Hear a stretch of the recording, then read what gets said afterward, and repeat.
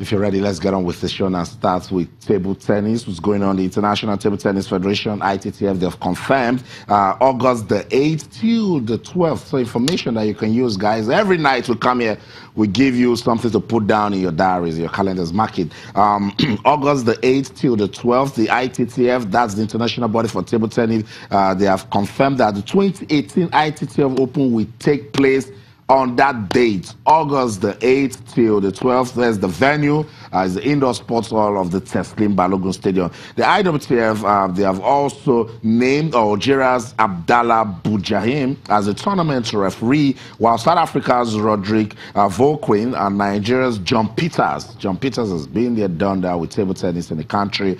They will serve as assistant referees. The World Table Tennis Ruling Body has described the tournament as one of the well-organized and most followed competitions in its calendar. He said, I told you that we've gone beyond let us just win. We've hosted the Lagos City Marathon. We've hosted the African Wrestling Championship. We've hosted several editions of the Nigeria Open. So the international body is saying, we like what Nigeria is doing and we recognize them. And that's why they're saying this is a very, very important competition in their calendar. Over 74 million people across the world watched the 2017 edition of the tournament. Over 74 million persons across the world. Now, you see, that's serious business. That doesn't just say it's a table tennis event. It opens Nigeria to the world. Everybody sees us, and then they can score us.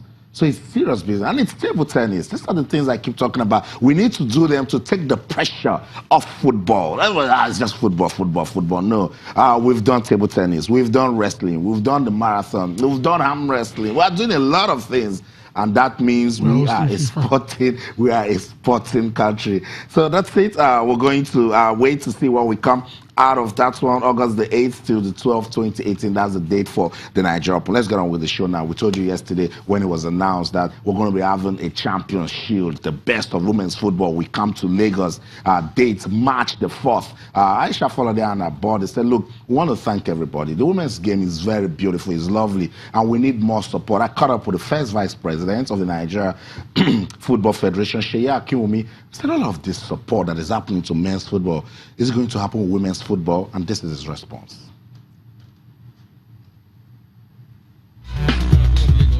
It's done under our auspices. We've met with Aisha, we're giving her all the support. We had I think, 4 or 5 hour meeting even yesterday.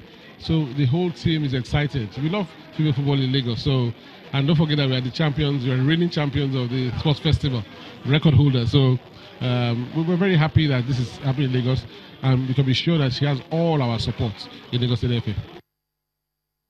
So it's all about support for women's football, and Seyi Akinwumi has just confirmed that, look, we're excited that it's coming to Lagos, and that, remember the Lagos female team, they are defending champions as regards League football. So he's excited, and we're here to support everything that concerns women's football. March the 4th, put that down again, March the 4th, Nasarawa Amazons and Rivers Angels, they will clash in the Champions Shield Cup for women's football. Let's go to Washington, D.C. Sonny Young ready. Let's talk to Sonny Young, because Sonny is decided to speak to us tonight, and when Sonny comes on, you will know why. Good evening, Sonny. Welcome to Sports Tonight. Good evening, Austin, and sporty greetings to all your viewers all across Nigeria. It's great to be back on Sports Tonight.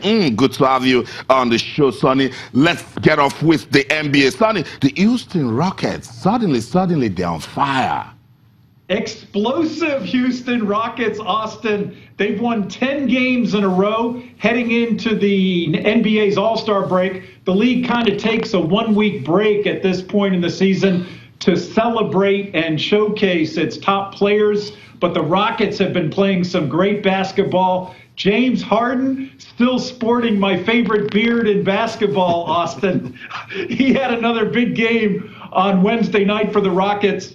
As you mentioned, they've won 10 games in a row. They also have the NBA's best record, Austin, at 44 wins and 13 defeats. The Golden State Warriors right behind them, they also have 44 wins, but they have 14 losses. So the Rockets are a little bit ahead of them in the standings. But the Rockets, with James Harden and also Chris Paul, we can't forget him, another excellent guard in the backcourt. Right now, they have the best record in the NBA at the All-Star break. Fantastic, Sonny. Sonny, do you have any reason to yell "Go Wizards" tonight? I can't forget my Washington Wizards, Austin. Yes, indeed. They won on the road last night in New York City. They beat the New York Knicks 118 to 113. But it was the way they won that game, Austin. They came back from a 27-point first-half deficit. They rallied. That is the biggest comeback in the NBA this season. So we say once again, go Wizards! Fantastic. So what they did first, they said, let's just test the blood pressures of all the Washington Wizards fans and then before they went on to win. That's what sport does, Sonny, and I'm sure you continue to support your team. NBA leaders of the All-Star break, Sonny, do you have updates on that? Well, as I mentioned, the Rockets have the best record in the NBA right now, 44 wins and 13 defeats. Right behind them, the defending champion Golden State Warriors. And I also want to give a shout out for the team with the third place record, the Toronto Raptors. They have a record of 41 wins and 16 losses. They have a Nigerian tie. Loud it, Sonny, loud it. Yes, indeed. Masai Ujiri. He is the Nigerian president of the Raptors, and he is one of the top young executives in the NBA. He's getting a lot of accolades this season, Austin, for the way he has built the Raptors. And so we give a shout out to Masai Ujiri for his work with the Raptors. And, you know, I know on your show you talk a lot, Austin, about grassroots development. And I think he is part of that grassroots development in the NBA coming from Nigeria. That's right. That's right. And Sonny, he doesn't just stop at the Raptors. He comes back home to discover talent and then develop at the grassroots. So I think he deserves that shout out that you gave to him. So big ups to Masai Ujiri. Steve Kerr has been in the news lately, Sonny, and he's been talking. So what's he talking about? Well, Kerr has made headlines this week for a couple reasons, Austin. Earlier this week, the Warriors scored a big victory over the Phoenix Suns. It was a lopsided win for the Warriors, but Kerr and his coaching staff basically gave the reins of the team over to the players. They basically said, you guys aren't really hearing what I'm saying right now, so why don't you coach the team? So they were on the court during that game, but the players basically, during the huddles, during the timeouts and things of that nature, the players ran the team. And Kerr said he wasn't trying to disrespect the Suns. He said it was more a way of getting the attention of his players, making them more aware that what he has to say is important. And I think the players got the message. And I think the general feeling is that he wasn't trying to be disrespectful to the Suns. He was just trying to send a strong message to his players. Steve Kerr also sending a strong message in the wake of that terrible shooting in Florida, in which 17 people were killed.